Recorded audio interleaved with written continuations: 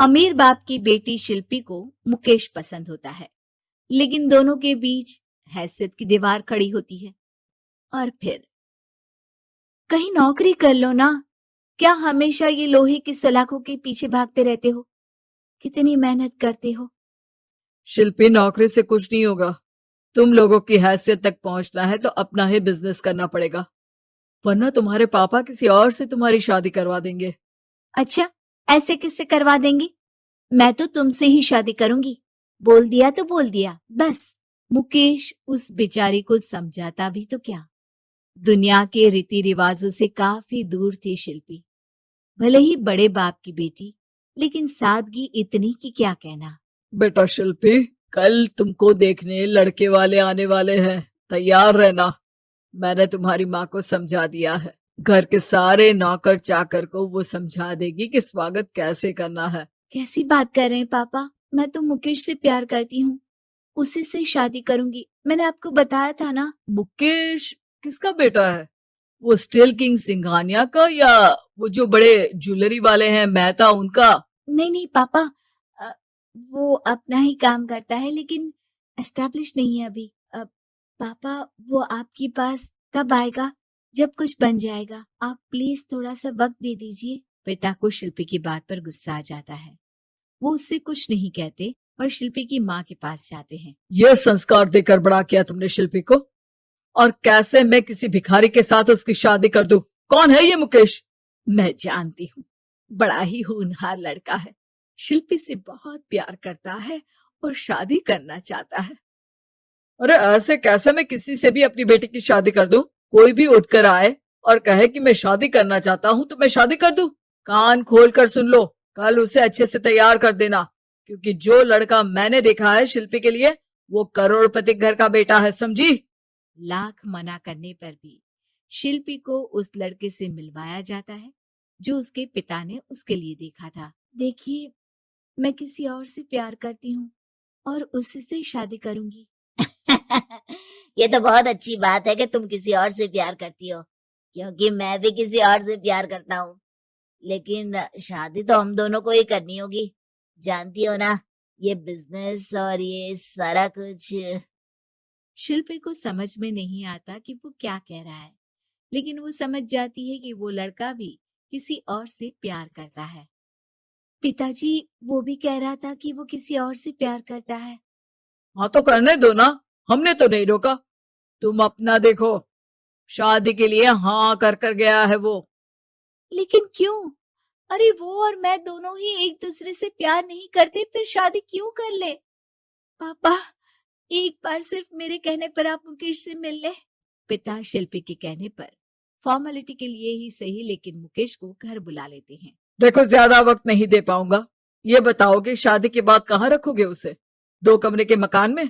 नहीं सर, मैंने 2 साल के बाद का सारा प्लान कर लिया है। मैंने आयरन इंडस्ट्री खड़ी करने के लिए पूरा ब्लूप्रिंट तैयार किया है। मेरी खुद की जगह है दादाजी की। बस थोड़ा फंड का अरेंजमेंट हो जाता तो काम शुरू कर देता। अच्छा, मतलब तुम यहाँ फंड रेज करने आए हो? मुकेश समझ जाता है कि उसके पिता शिल्पी की शादी उससे कराने के मूड में नहीं है। फंड आप कभी दे भी नहीं पाएंगे मुझे। मुझे तो सिर्फ शिल्पी चाहिए। मैं उसके बिना नहीं रह सकता सर। मैं उसे बहुत खुश रखूंगा। वो तो हर पति का धर्म होता है। वो तो मैं किसी से भी उसकी शादी करा दूं, वो उसे खुशी रखेगा।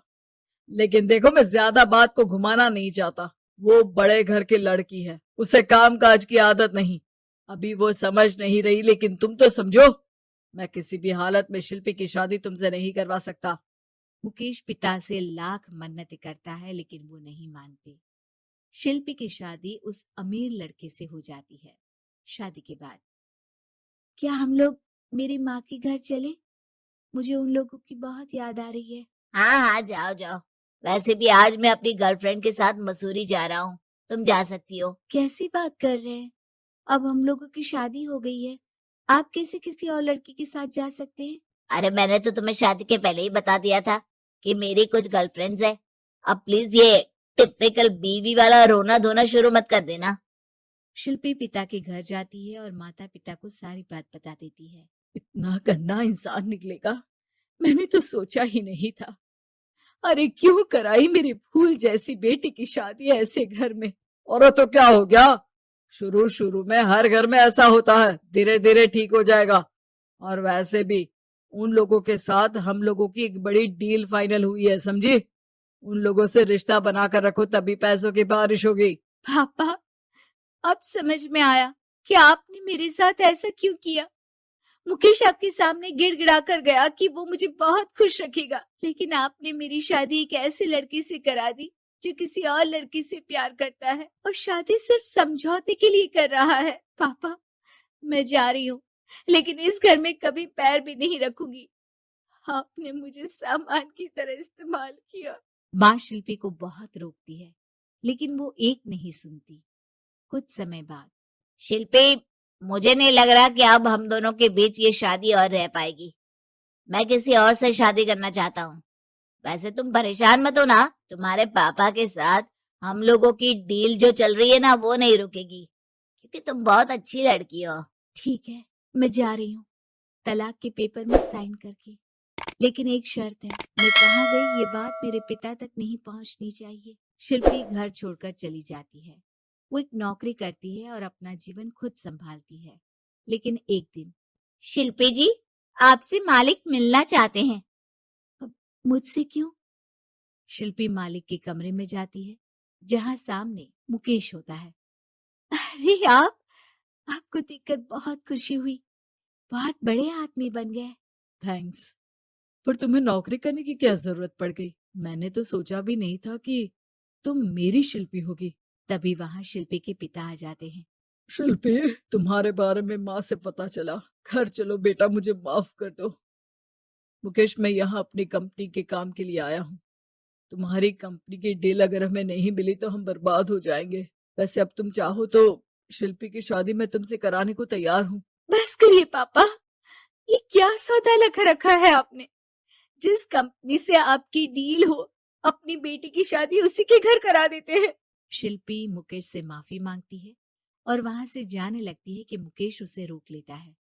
रुको शिल्पी, ये सब कुछ तुम्हारे लिए है।